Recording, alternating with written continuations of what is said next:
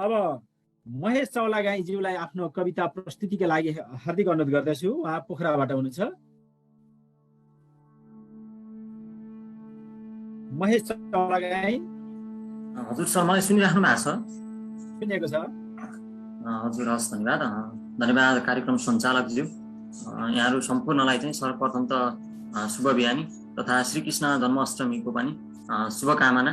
आयोजकको अनुसार नै मैले चाहिँ सम्बोधन पाठलाई चाहिँ छोडेर म आफ्नो कवितातर्फ नै लाग्छु। मेरो नाम चाहिँ महेश चौलागाई, हाल पोखरा 30 बाट छु र म सिधै आफ्नो कवितातर्फ नै लाग्छु। र कविताको शीर्षक छ बुढो पुस्तकालय। कविताको शीर्षक बुढो पुस्तकालय र कविता यसरी सुरु हुन्छ। बिहानीको सूर्योदयसँगै उगादिन्छन् एकजोर पुराना र धमिला पुस्तकालयका आँखाहरू। बिहानीको सूर्योदयसँगै उगादिन्छन् एकजोर पुराना र धमिला पुस्तकालयका आँखाहरू। युवा हुँदा उसलाई हतार थियो न्युटन, आइन्स्टाइन र डार्विनका सिद्धान्त। युवा हुँदा उसलाई हतार थियो न्युटन, आइन्स्टाइन र डार्विनका सिद्धान्त खोज्न। हतार थियो उसलाई शेक्सपियर, बीपी र देवकोटाका पुस्तकहरू रोज्न। युवा हुँदा उसलाई हतार थियो न्युटन, आइन्स्टाइन र डार्विनका सिद्धान्त खोज्न। हतार थियो उसलाई शेक्सपियर, बीपी र देवकोटाका पुस्तकहरू रोज्न। दौडन्थ्यो ज्ञान विज्ञानदेखि मनोविज्ञानसम्म। दौडन्थ्यो ज्ञान विज्ञानदेखि मनोविज्ञानसम्म र जोडेको थियो सम्पत्तिको नाममा केही थान पुस्तकहरू। जन्माउन खोजेको थियो उसले राम, बुद्ध, मोहम्मद र क्राइस्टहरू। जन्माउन खोजेको थियो उसले राम, बुद्ध, मोहम्मद र क्राइस्टहरू। मार्क्स, फ्लोरेन्स, टेरेसा र पारिजातहरू। जन्माउन खोजेको थियो उसले राम, बुद्ध, मोहम्मद र क्राइस्टहरू। मार्क्स, फ्लोरेन्स, टेरेसा र पारिजातहरू। तर जमाना बदलिएको उसले पत्तो नै पाएन।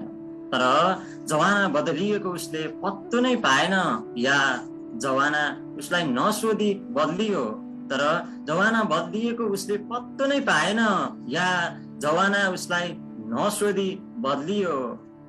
आज बन्द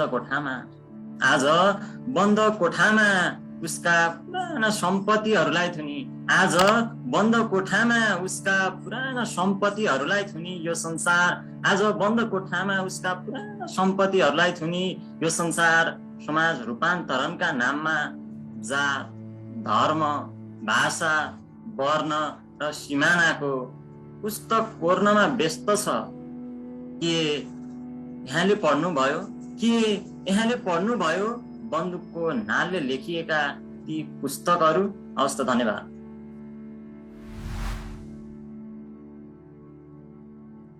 अब विदित पराजुलीलाई आफ्नो कविता प्रस्तुत गरिदिनु हुन हार्दिक अनुरोध गर्दछु। उहाँ पोखरा वडा नम्बर 2 बाट हुनुहुन्छ। विदित पराजुली। धन्यवाद सर। म विदित पराजुली र मेरो कविताको शीर्षक छ पाना पानामा पाठशाला। अनन्त आकाशबाट ओर्लिए पनि दिगम्बर हिमालबाट पग्लिए पनि। अनन्त आकाशबाट ओर्लिए पनि दिगम्बर हिमालबाट पग्लिए पनि। पहराका छातीबाट चुहिए पनि अक्षरहरू रङ्ग छर्दै खेल्छन् पानाहरूमा। अक्षरहरू रङ्ग छर्दै खेल्छन् पानाहरूमा। मधुरस घोल्छन् पानाहरूमा, सरगम बोल्छन् गानाहरूमा। मधुरस घोल्छन् पानाहरूमा, सरगम बोल्छन् गानाहरूमा। तिलस्मी जादुगरी शीतका दानाहरूमा। इन्द्रेणी कलाप्रीतका तानाहरूमा। सृजनाका खजानाले सजिएका पानाहरू पुस्तककार मनोरम तालहरू हुन्।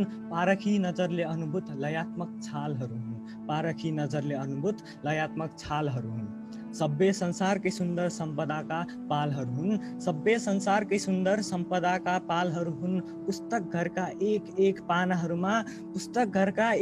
पानाहरूमा सलबलाउने सजीव चित्रहरू। पुस्तक घरका एक एक पानाहरूमा सलबलाउने सजीव चित्रहरू। पाना पानामा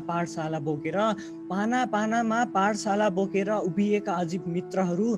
पाना पानामा पाठशाला बोकेर उभिएका अजीब मित्रहरू। पढ्ने आँखा र ओठहरूमा बाँच्छन् जीवन ज्योति बालेर अमर आत्माहरू। जीवन ज्योति बालेर अमर आत्माहरू। यायावरहरू मनमुटुभरि भरोसा बोकेर अविदितको महायात्रामा लम्कन्छन्। पानाहरूमा गहिराई भेट्नेहरू मोती टिपेर चम्कन्छन्। उनीहरूले जलबिन्दुमा सागर अटाएको देखे। मानव जगतलाई स्वर्गगामी लोक मार्गको दुरुस्त मानचित्र लेखे। मान्छे भित्रको देव र दानव अनि बाह्य दुनियाँको चिरवीर।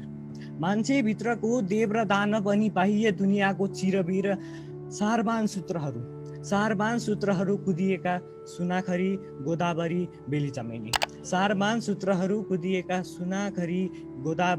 बेली चमेली। पुस्तकको बगैँचामा मधुमास ल्याउने पाना डुल्दै पाठकहरू शिखरहरू चढ्दै गए। पानाहरू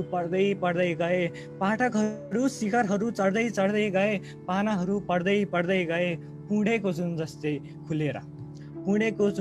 खुलेर जीवन पथमा अघि बढ्दै गए। धन्यवाद। यसरी नै आफ्नो कविता प्रस्तुत गरिदिनु हुन म सुजन सुवेदीज्यूलाई अनुरोध गर्छु। सुजन सुवेदी पोखरा 25बाट प्रतिनिधित्व गर्नुहुन्छ। सुजन सुवेदीज्यू। धन्यवाद उद्घोषकज्यू। उपस्थित सम्पूर्णमा पोखरा 25बाट म सुजन सुवेदीको हार्दिक अभिवादन टक्राउन चाहन्छु र अब म ढिला नगरिकन मेरो कवितातर्फ लाग्न चाहन्छु। मेरो कविताको शीर्षक रहेको छ पुस्तकालय। वर्तमानको हाहाकारबाट टाढा कतै स्वर कल्पनाको जादुमय अस्तित्वभित्र हराइ जान मन लाग्छ जब म तब पुस्तकालय छिर्ने गर्छु। यहाँ महासमुद्रमा शब्दहरूको मौनताको एक छत्र रात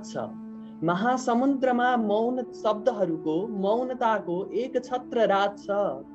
अक्षरसँग अक्षरहरू, शब्दसँग शब्दहरू, शुभ्र श्वेत पानाभरि मौन भाषामा प्राचीन संवाद गर्छन्। यो केही वर्ग फिटको परिधिभित्र म पुस्तकहरूसँगै कयौं जीवन बाँचेको छु र कयौं मृत्यु मरेको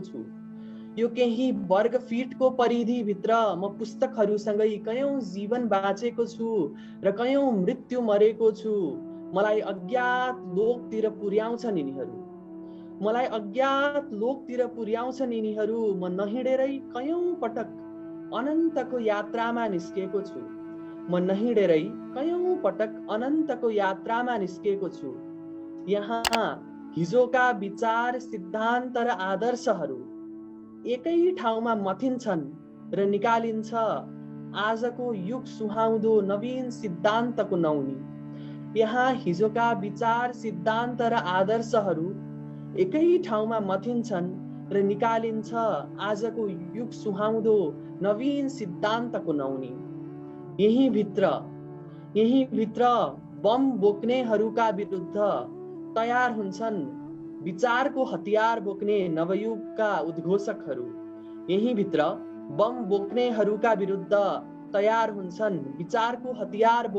नवयुगका उद्घोषकहरू।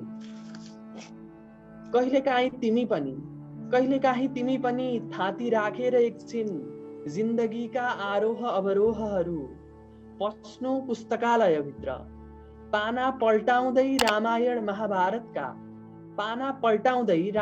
महाभारतका निस्कौला हामीहरू अयोध्या, हस्तिनापुर र द्वारिकातिरको सुदूर यात्रामा। हेरौँला ह्यामलेट र शाकुन्तलका पानाहरूमा शेक्सपियर र देवकोटाका प्रतिबिम्बहरू। हेरौँला ह्यामलेट र शाकुन्तलका पानाहरूमा शेक्सपियर र देवकोटाका प्रतिबिम्बहरू। आउनु पूर्व भने अतिवाद र पूर्वाग्रहहरू मिल्काएर आउनु ढोका बाहिरै कुनातिर कतै। आउनु पूर्व भने अतिवाद र पूर्वाग्रहहरू मिल्काएर आउनु ढोका बाहिरै कुनातिर कतै। कला साहित्यका कोसेली अङ्गाली पुस्तकालय स्वागतार्थ सबैको सदैव तत्पर छ। पुस्तकालय स्वागतार्थ सबैको सदैव तत्पर छ। धन्यवाद। अब आफ्नो कविता प्रस्तुतिका लागि म अनुरोध गर्छु संकल्प ढकाल, उहाँ पोखरा 17बाट प्रतिनिधित्व गर्नुहुन्छ। संकल्प ढकालज्यू। उपस्थित सम्पूर्णमा म संकल्प ढकाल स्वतन्त्र प्रेमीको नमस्कार। मेरो कविताको शीर्षक छ किताब। मैले देखेको छु खोक्रो मुण्ड बोकेका केही बलिया ज्यान स्वार्थ पूरा गर्न चिर्दैछन् अनगिन्ती शरीर र पोद्दैछन् रगतको श्रृङ्गार। मैले देखेको छु खोक्रो मुण्ड बोकेका केही बलिया ज्यान स्वार्थ पूरा गर्न चिर्दैछन् अनगिन्ती शरीर र पोद्दैछन् रगतको श्रृङ्गार। तीखा तरबारले चिरिएपछि जीवनका सार वेद र पुराणका किताब सँगै मरेका छन् संस्कार र अनुशासन। मसालहरूले जलाएपछि विद्याको खानी विज्ञानका किताब सँगै जलेका छन् मेहनत र सत्यता। केही थान औजारहरूले गाडेपछि हिम्मतको धरोहर कानुनका किताब सँगै गाडिएका छन् न्याय र विश्वास। कलमहरूले विद्रोह गरेपछि कल्पनाको मानचित्र साहित्यका किताब सँगै बिग्रेका छन् कलम र मसीको सम्बन्ध च्यातिएका छन् गाता र पानाको सम्बन्ध। केही बन्दुकले पड्काएपछि समाजको चित्र, केही मुठ्ठीहरूले अठ्याएपछि न्यायका आवाज, केही ज्वालाहरूले सल्काएपछि धर्मको आगो जीवनका पुस्तकालय खरानी बनेका छन्। जीवनका पुस्तकालय खरानी बनाइएका छन्। मैले सुनेको छु केही बलिया हातहरू उघार्दैछन् गणितका किताब। मैले सुनेको छु केही बलिया हातहरू उतार्दैछन् गणितका किताब र सँगै खोज्दैछन्, लुच्दैछन्, बाँच्दैछन् हिसाब गर्ने औँलाहरू। आज मलाई बहुत डर लागेको छ। आज मलाई बहुत डर लागेको छ, भन्नुहोस् म के गरौँ? आज मलाई बहुत डर लागेको छ, भन्नुहोस् म के गरौँ? कहाँ लुकाउँ यी बाँकी रहेका जिन्दगीको हिसाब राख्ने गणितका किताब? कहाँ लुकाउँ यी बाँकी रहेका जिन्दगीको हिसाब राख्ने गणितका किताब? हस्, धन्यवाद।